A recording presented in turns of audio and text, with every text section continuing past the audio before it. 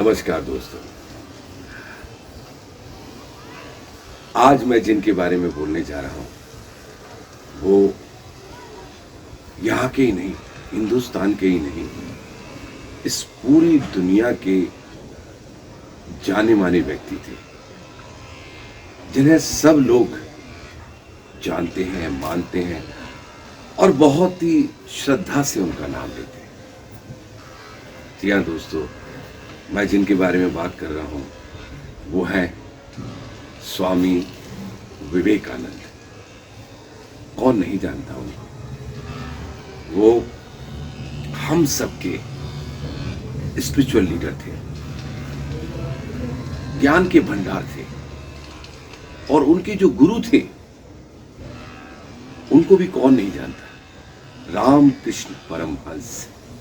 जी हाँ दोस्तों, वैसे तो सभी इन दोनों के बारे में जानते ही हैं और बहुत कुछ जानते हैं, लेकिन आज मुझे क्यों जरूरत महसूस हुई, मैं ये आपको बताने जा रहा हूं।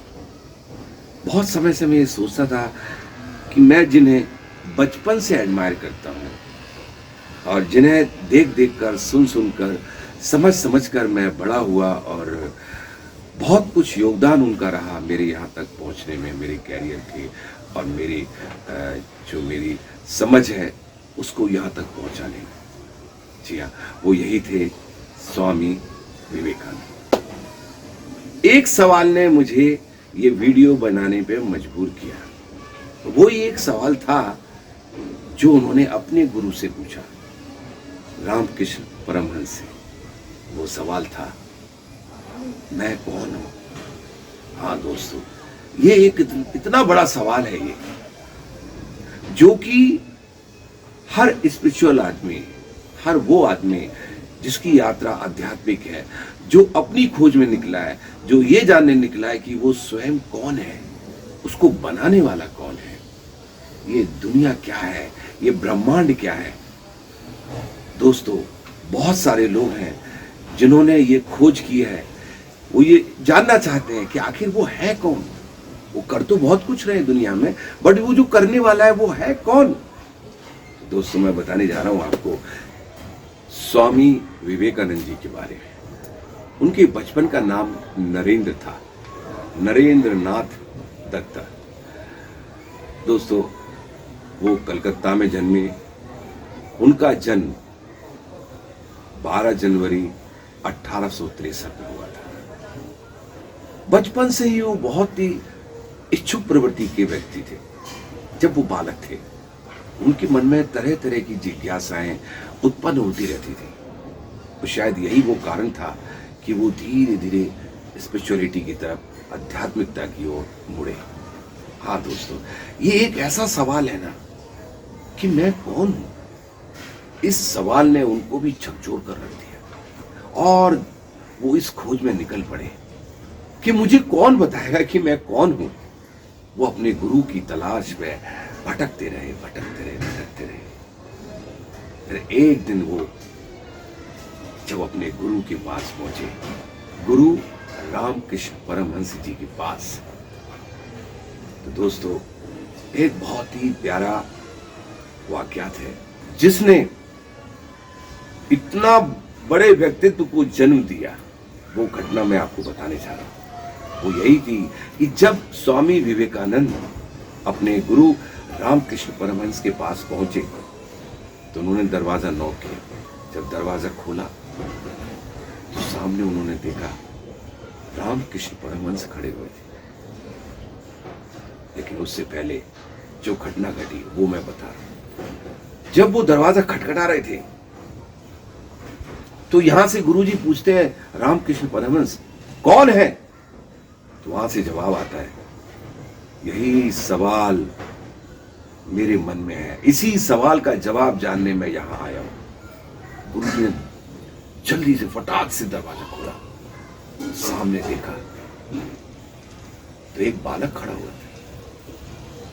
दोस्तों, वो थे स्वामी विवेकानंद, जो नरेंद्र के रूप में वहां थे। तब छोटे थे वो। तो गुरुजी ने उन्हें देखा, अरे तो हाँ, मुझे बताओ कि मैं कौन हूं।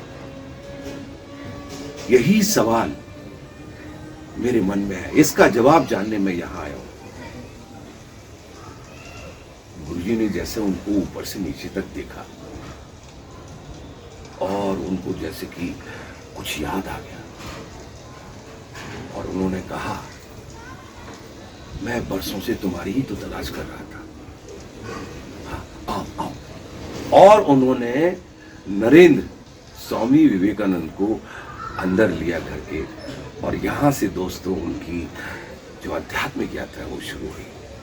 इस एक सवाल ने उन्हें मजबूर किया अपने गुरु तक पहुंचने के लिए, और जब गुरु को पहुंचे वो, तो दोस्तों उसके बाद तो आप सबको पता ही है कि धीरे धीरे उन्होंने इतनी साधना की, इतनी तपस्या की कि वो इस ऊंचाई पर पहुंच गए कि आज आपके और हमारे सामने इतना बड़ा उदाहरण बन के सामने आए, स्वामी विवेकानंद। तो दोस्तों ये जो सवाल है ना, ये हर एक के मन में आना चाहिए। हम इतना कुछ करते रहते हैं दुनिया में, लेकिन कभी भी हमारे अंदर कोई जिज्ञासा ही नहीं पैदा होती। जिज्ञासा होना चाहिए। गीता में भी भगवान कृष्ण ने कहा है कि जिज्ञासु मेरा भक्त है। उन्होंने 4 प्रकार के भक्तों को स्वीकार किया है। पहला आर्थ, दूसरा अर्थार्थिक, तीसरा जिज्ञासु एंड चौथा ज्ञानी। उन्होंने भी कहा है, तो पहला जो जिज्ञासा लेकर नरेंद्र यानी कि स्वामी विवेकानंद अपने गुरु रामकृष्ण परमहंस के पास पहुंचे थे, तो इसी के कारण दोस्तों, तो इस एक सवाल ने उन्हें स्वामी विवेकानंद बना दिया। यही जो सवाल था, इसी के लिए मुझे भी ये लगा कि मैं आप सबको ये बताऊं कि ये सवाल सबके मन में आना चाहिए। ये एक ऐसा सवाल है, इसका जवाब लेकिन आपको स्वयं ढूंढना होगा, और ये आपको पहुंचा देगा दोस्तों वहां पर जो सबकी मंजिल होती है। जी हाँ, इसी एक सवाल में सफलता है। जब सवाल मन में गूंजेगा तो सवाल का जवाब ढूंढने के लिए हम जरूर निकलेंगे दोस्तों। और एक बात और, जब उन्हें विश्व सम्मेलन में इनवाइट किया गया बोलने के लिए, तो आपको पता है उन्हें कौन सा सब्जेक्ट मिला? शून्य। सारे अच्छे सब्जेक्ट जो थे वो सब लोगों ने बांट लिए, और आखिरी में जो बचा वो शून्य।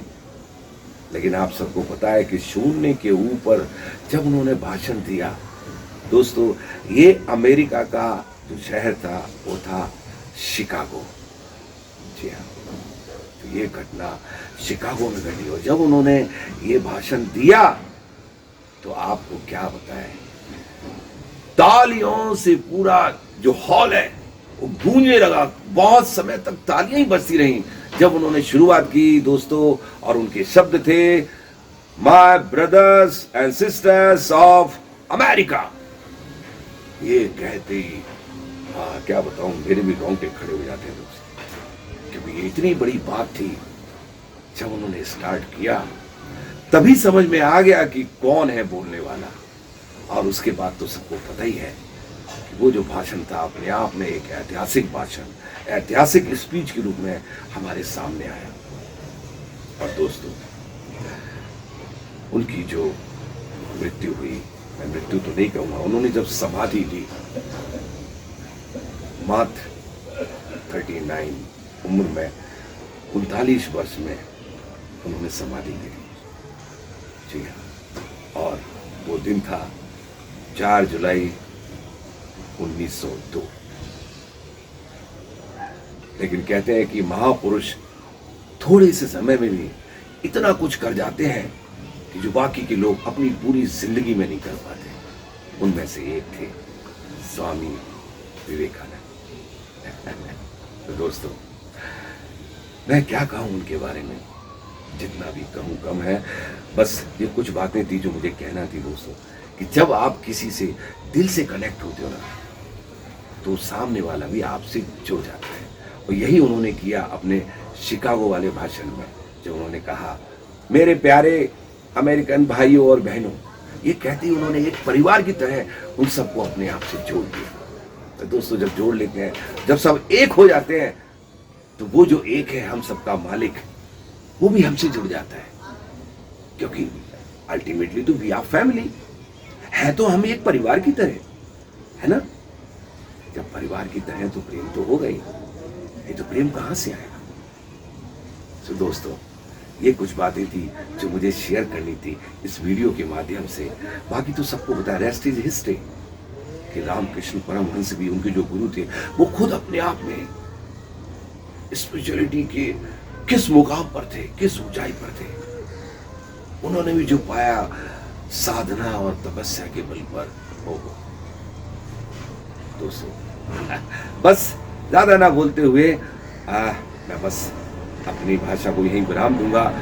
फिर मैं आपको इसी तरह बहुत सारे लोग हैं उनकी जो खास बातें हैं उन पर ध्यान देते हुए उस चीज़ को पॉइंट आउट करूंगा, ताकि आपको उनका जो खास मुद्दा है, उनकी लाइफ की जो जर्नी है वो किस वजह से शुरू हुई और लोग उन्हें किस वजह से जानते हैं, वो जो वजह है वो खास तौर से मैं आपके सामने रखूंगा। दोस्तों आज के लिए इतना ही काफी।